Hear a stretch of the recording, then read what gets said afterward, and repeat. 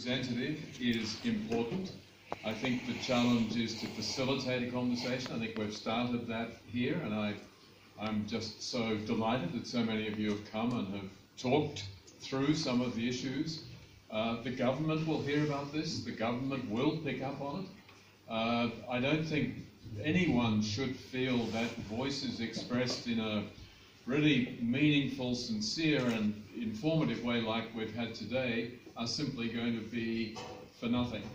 Of course, I have to and you have to make sure that something comes of it. It's not the UN out there in the middle of nowhere, it's us. You're all part of the UN just as much as I am, and I think something can be made of this. So let's see, we'll wait. I think there were lots of criticisms made that I've heard elsewhere, and it's very helpful to have those reinforced here. The early flaws in universal credit being well known,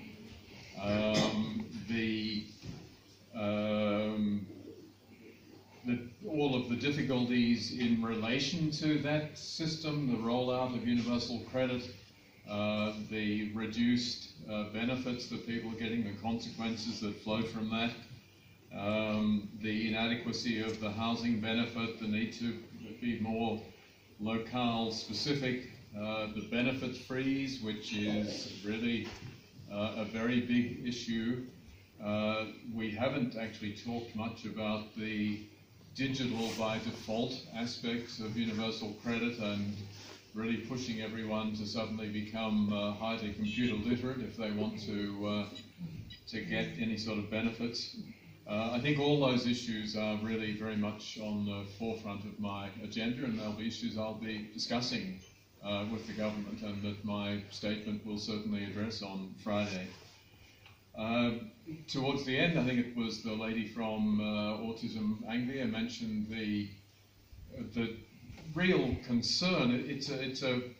It's such a double-edged sword, because the good thing that I see going around the country is the community spirit, and is the fact that all sorts of organisations are pitching in and saying things are grim, but we're going to do what we can, and that's great. But the other side of it, of course, is that it means that government, or local government, whoever it is, has often abdicated responsibility. And we see that all the time. Again, it was a major theme in my visit to the United States. Every time governments in the US cut taxes, it's a great thing, because what it means is there'll be fewer services provided by government. And those services don't go away, however. What happens is that they either go to voluntary agencies, or more likely, onto the shoulders of women. The women in the community, because they're the ones who do the overwhelming majority of the care work. And so governments can just say, well, we're going to cut back, but everything's going to be all right.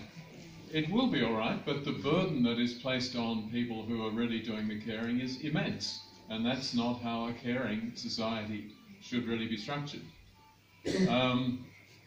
Lots of other issues. Public transport was mentioned. That's been a really consistent theme, actually. It's not just Jaywick. In some of the rural areas that I visited, I had a whole series of discussions in Bristol, but also elsewhere, where the decimation of public transport services leaves people in dire isolation and unable, people talked about having to spend £3 to get to a job centre and maybe a couple of hours, and then £3 getting back and another couple of hours, and so the entire day, plus £6 down the drain when they're applying to try and get, 100 or 200 or whatever, let alone having to shop, let alone having to get to, and the food banks I visited report people walking 6-7 miles each way in order to get a hot lunch and a few groceries. So the transport thing is something that I think really needs to be put back onto the agenda, and it's not a satisfactory answer to say, sorry, we privatised it, and so it's up to them to decide whether they're going to run and where to. because it really is a fundamental community service. I'll certainly speak to the headmasters of Eton and Harrow about their programs. I'll see if I can get them on the phone tonight. I think it is important that we start teaching about responsibilities and so on. The austerity word, I can't make the promise that was requested that I won't use it, but I take the point. As with any word like this, it can be used to cover lots of different things and make them all look a little bit neutral. I think that's an issue, but I'm sure I'll be dealing with that. The situation of Jaywick in particular, I think that it's good that the media was here today. I think that that helped to draw attention to the issues that clearly do exist in Jaywick. I'm sorry there weren't more specific questions, but the truth is, of course, that I wouldn't have been able to answer those. And I probably should finish on that note, that I'm not able to bring solutions to any of the specific problems that you have. But what I think is the bottom line is that everything depends on the basic philosophy, if you can put it that way.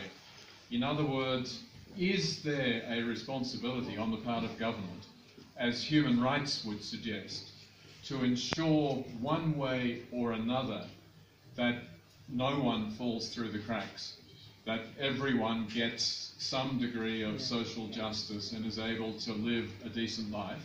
Or is it every man and woman for themselves? And I think the answer is pretty straightforward, but I think we tend to have lost sight of that deeper philosophy. And that's what's got to change. And if there was a change in that, then a lot of the issues that are troubling all of you would, I think, look quite different. But again, I just want to say thanks to Dan, thanks to Unite.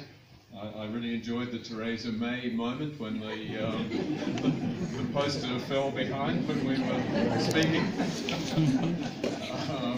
And most of all, thanks to you and thanks to the various other organisers of the event. It's been extremely helpful, and I hope I can take forward a lot of these issues and see if we can. And thank the council for clearing the rubbish up there. They've done a marvellous job about something got rid of rats and mice as well. That's all because you was coming. Okay. Well, tell them I'll come every week, and then that can be done once a week.